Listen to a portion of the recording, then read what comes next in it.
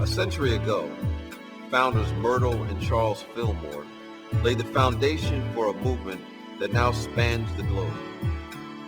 From groundbreaking publications to thriving spiritual centers, Unity has transformed the lives of millions in its first 100 years. But where is Unity now? Where are we going? And how will we get there? A new vision requires a paradigm shift in consciousness and direction as our world faces unprecedented challenges and opportunities. Hello, I'm James Trapp, president of our Association of Unity Churches International, and today we are pulled by a vision. Well, we know that the fundamental foundation of getting in the flow of spirit is to really capture and be captured by divine and perfect spiritual ideas. And we begin by lowly listening, going into the silence, and gathering the information that is around us and asking Spirit, what does this really mean for us? What is ours to do? You know, when I came in January 2006, when I met with our ministry teams, our lay leaders, our licensed Unity teachers, and asked them to look at our 7 overarching themes that had come out of the research I had done up until that time.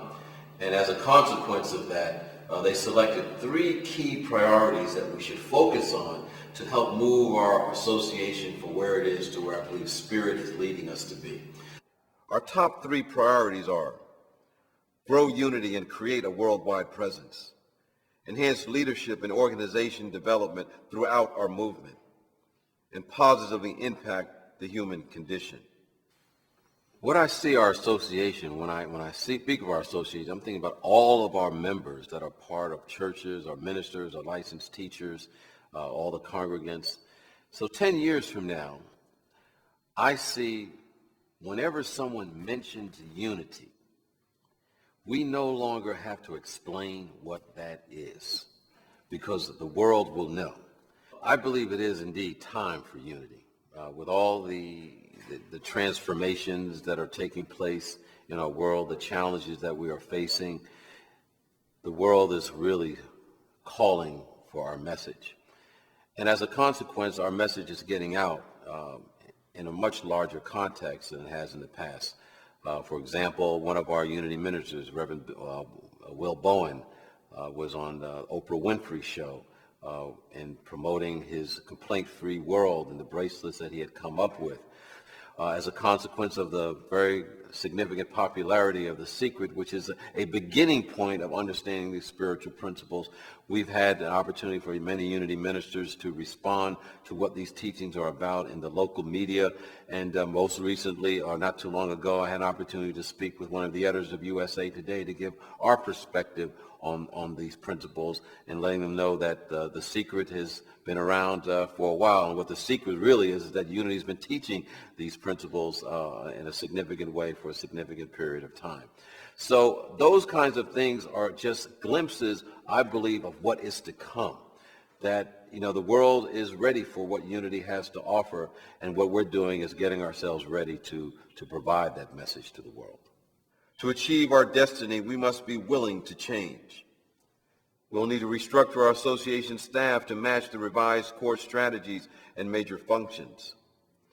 And we will develop and foster key partnerships and collaborations with like-minded organizations that assist the enhancement of our vision and our mission. It will be necessary for us to hold the consciousness that these shifts and strategies can bring a bright future to our Association of Unity Churches International. I think we need to recognize that when we talk about growing unity and its presence in the world, it's not about numbers, it's not about largeness, it's about consciousness.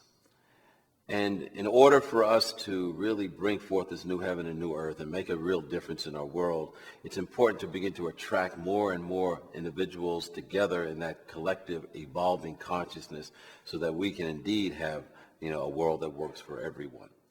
And I like to think of it like this. There are many people in our world, in our communities, that are really going through the world in quiet desperation, so to speak. Sometimes when I travel in cities or communities in my travels, I watch the expression on people's face, and you can sense that there's a quiet desperation that is going on. And what I think to myself as I see these individuals and sense what they're going through, I say to myself, they need unity.